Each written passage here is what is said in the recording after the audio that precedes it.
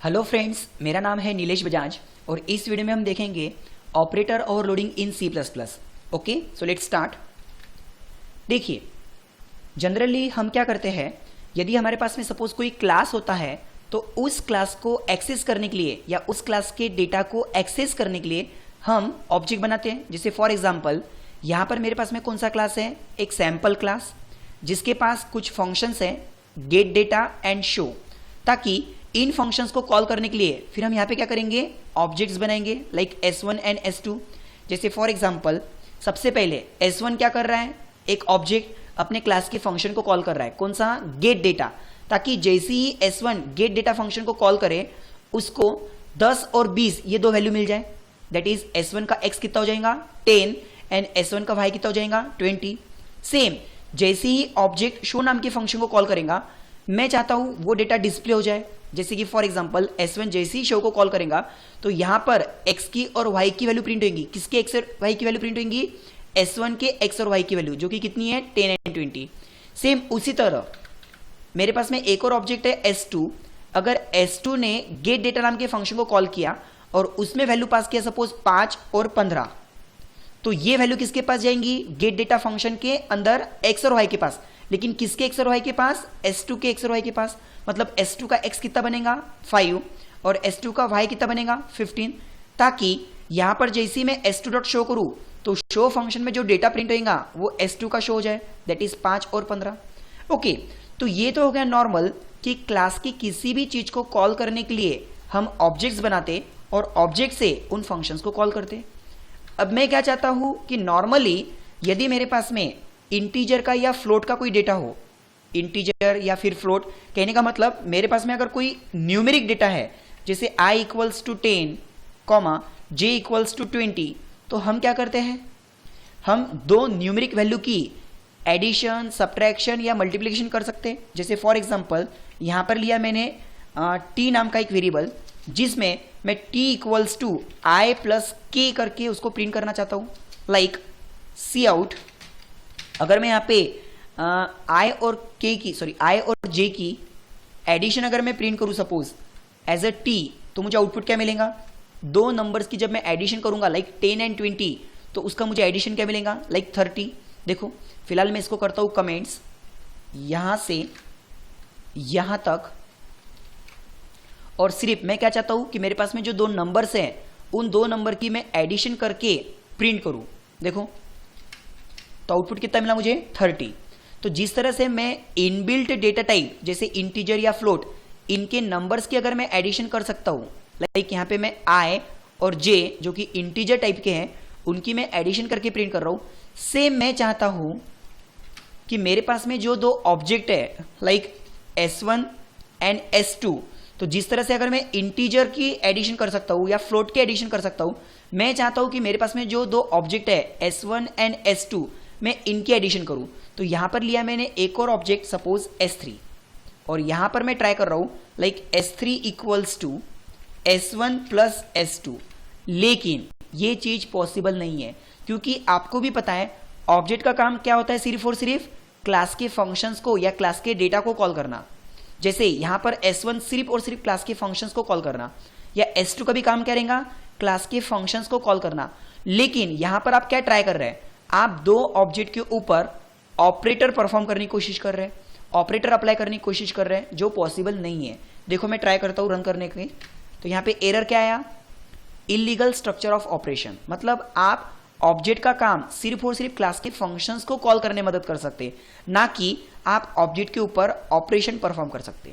लेकिन फिर भी यदि मुझे ऑब्जेक्ट के ऊपर ऑपरेटर अप्लाई करना है तो मुझे यहां पे कंसीडर क्या करना पड़ेगा, लाइक दिस कि S3 इक्वल्स टू, क्योंकि यहां पे आंसर किसको चाहिए,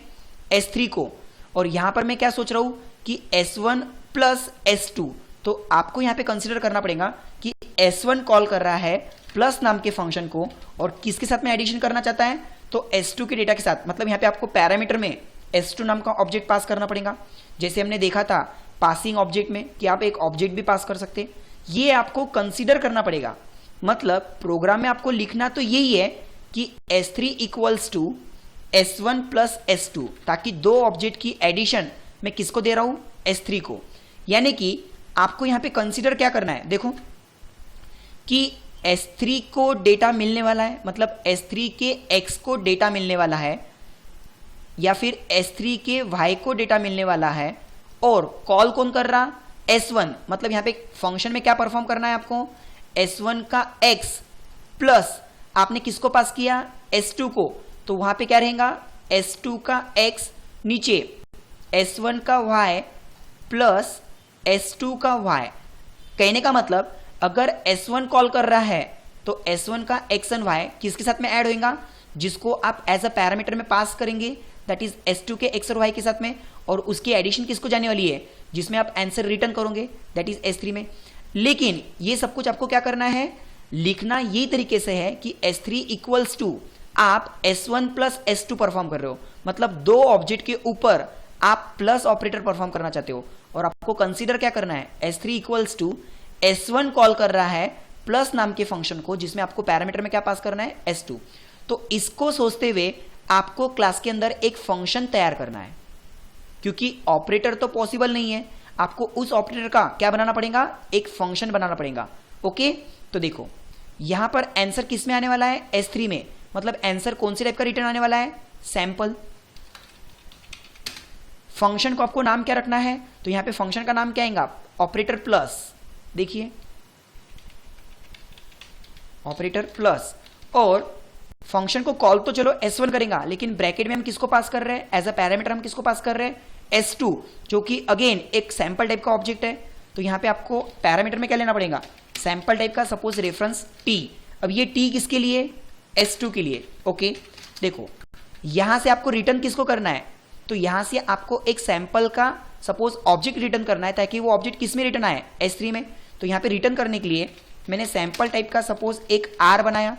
ताकि उसको मैं रिटर्न करूं, और यहां पे R मतलब कौन, जो कि एक ऑब्जेक्ट है, क्या क्या ले सकता, R.X ले सकता, उसी तरह R.Y ले सकता, राइट। ओके, तो ये मैंने किसके लिए बनाया, जिसको मुझे रिटर्न करना है, मतलब किसको रिटर्न करना है, R को रिटर्न करना है, और वो R रिटर्न किस में आएगा, S3 में,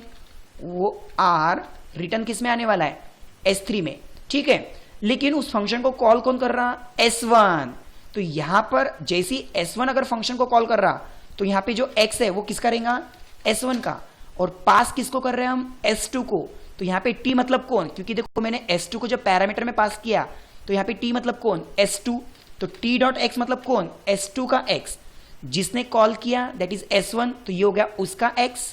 जिसको पास किया दैट इज T, तो ये हो गया S2 का X। उसी तरह जिसने कॉल किया तो ये हो गया S1 का Y, प्लस जिसको पास किया दैट इज S2 को पास किया T में, तो यहां पे T.Y मतलब S2 का Y। तो S1 का X और S2 का X, उसी तरह S1 का Y और S2 का Y, इन दोनों के एडिशन किस में जा रही, R में, और वो R किस में रिटर्न आ रहा, S3 में। कहने का मतलब आपने यहां पे क्या किया, आपने आपके S1 ऑब्जेक्ट और S2 ऑब्जेक्ट पे प्लस नाम का ऑपरेटर अप्लाई किया, और दो ऑब्जेक्ट के ऊपर ऑपरेटर अप्लाई नहीं कर सकते, इसीलिए हमने उसका क्या कंसीडर किया कि आपने एक फंक्शन तैयार किया दैट इज ऑपरेटर प्लस, और एक ही चीज का जिसको अभी तक आप एज अ ऑपरेटर बोलते थे, उसी को एज अ मैंने second format as a function use किया, तो इसको हम क्या बोलेंगे, ऑपरेटर ओवरलोडिंग। और ये कौन सा ऑपरेटर ओवरलोडिंग हो रहा है, कि मैं दो ऑब्जेक्ट के ऊपर प्लस नाम का ऑपरेटर लगा रहा हूं, that is binary plus operator overloading. दो ऑब्जेक्ट के ऊपर मैं प्लस नाम का ऑपरेटर लगा रहा हूं, इसीलिए इसको क्या बोलेंगे, बाइनरी प्लस ऑपरेटर ओवरलोडिंग, और ये फंक्शन हम तैयार कर रहे हैं एज अ ऑपरेटर ओवरलोडिंग के लिए। अब अगर मैं S3 डॉट डेटा शो करता हूं, S3 डॉट शो, तो S1 का और S2 का जो डेटा है वो ऐड होके S3 में आ रहा, दैट इज इसका X और इसका X कितना हो गया, 15, इसका Y और इसका Y मिला के कितना हो गया, 35। यानी S3 डॉट शो करने से मुझे आउटपुट क्या मिलेगा, 15 एंड 35। देखो रन करके देखते हैं इस प्रोग्राम को,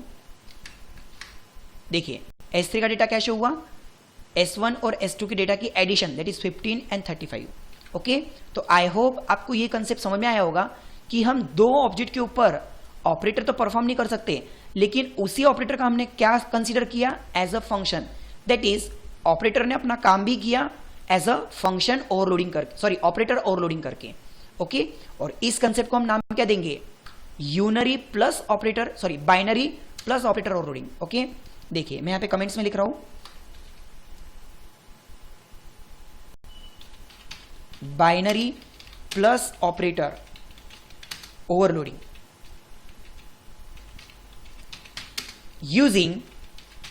मेंबर फंक्शन। क्योंकि हमने जो ऑपरेटर ओवरलोडिंग का फंक्शन बनाया वो कहां बनाया, क्लास के अंदर, तो इसीलिए इस कंसेप्ट को क्या बोलेंगे, using member function of class. Okay, I hope आपको ये कंसेप्ट समझ में आया होगा।